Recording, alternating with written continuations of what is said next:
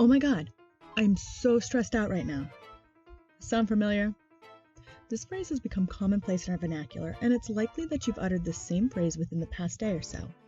With high stress becoming a buzz term, we've lost the deeper understanding of what stress really is and how to navigate it in our own lives. So let's break it down to the basics. We know that many contemporary chronic illnesses have their roots in stress, and studies show that the occurrence of chronic cardiovascular, respiratory, and endocrine disorders all correlate with high levels of stress.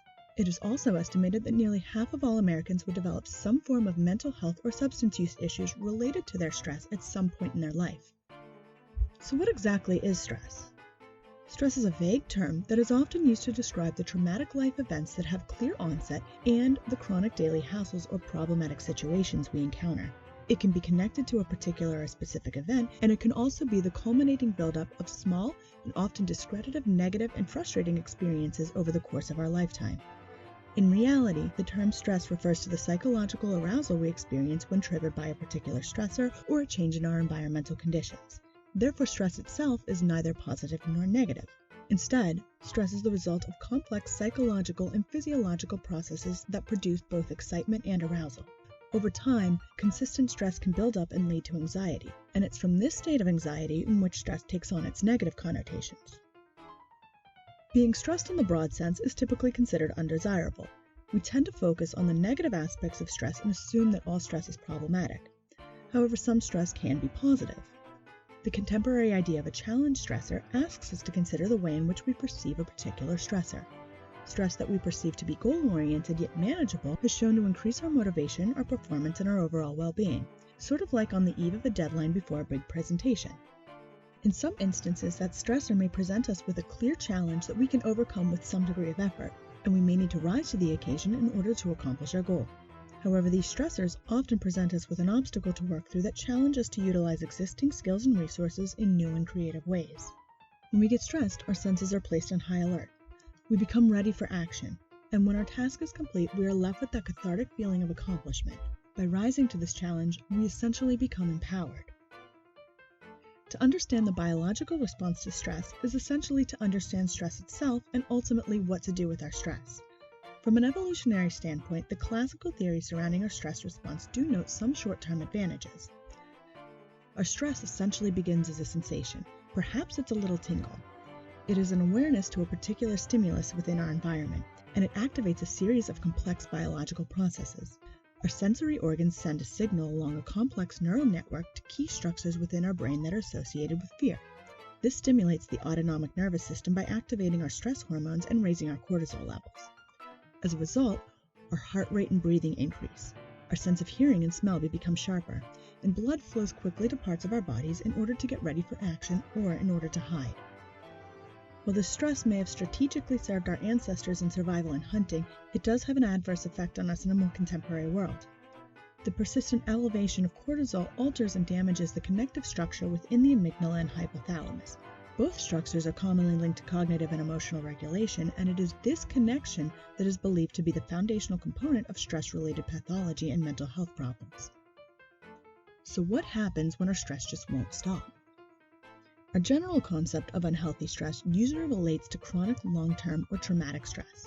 This is the type of stress we associate with negative long-term outcomes, and it's typically much more complex. Some of us exposed to intense or traumatic stress may develop a heightened fear response and become hyper-aware of changes within our environment.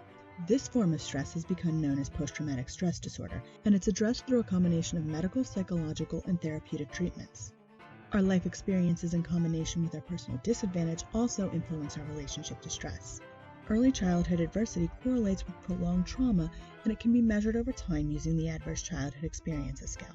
Similarly, adults who experience significant life setbacks may undergo a period of intense stress and develop many of the same negative side effects. Over time, this chronic exposure to stress causes structural remodeling within the brain and weakens various neuroconnections. This process alters the way the brain perceives stress, and it increases our sensitivity to everyday stress.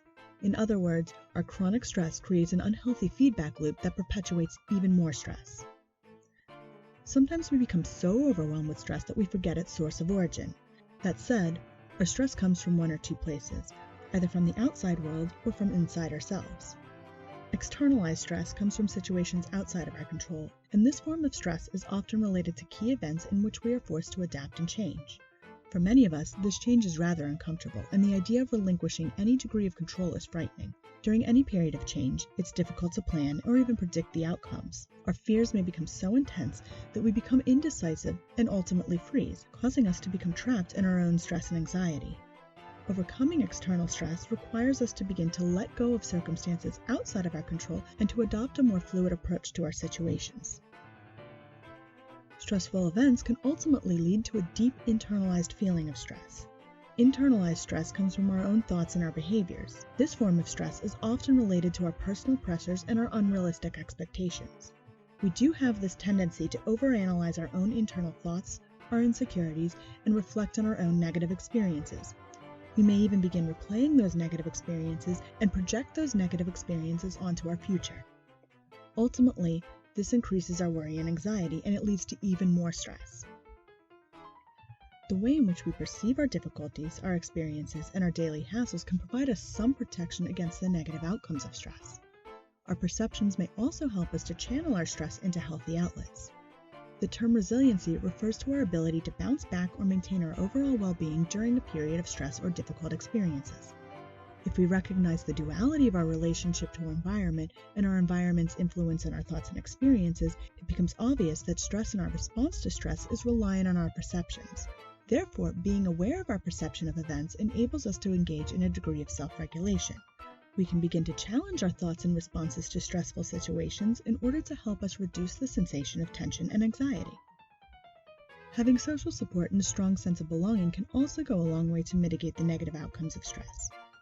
Our friends and our family are often able to recognize aspects of our distress that may be unrecognizable to us.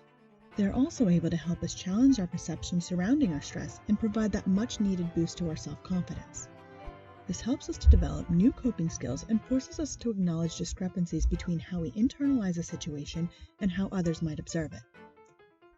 The use of active coping skills such as meditation or guided imagery also allow us to temporarily escape our stressors and enter a world that's calm and inviting. This temporarily reprieves our mind from the tension that's caused by stress and allows our body and our mind to return to a more grounded state. We can then begin to process our experiences with a much clearer mind. As we focus more on the process of stress rather than the event of stress itself, we can begin to cope with and manage our stressful circumstances. This allows us to have a much more clear and grounded mind. It is with this calm mind and this sense of belonging that we are able to gain the courage we need to challenge our fears and to creatively reduce our levels of stress. To learn more, visit enlightenedtransitions.org and make sure to subscribe for more videos.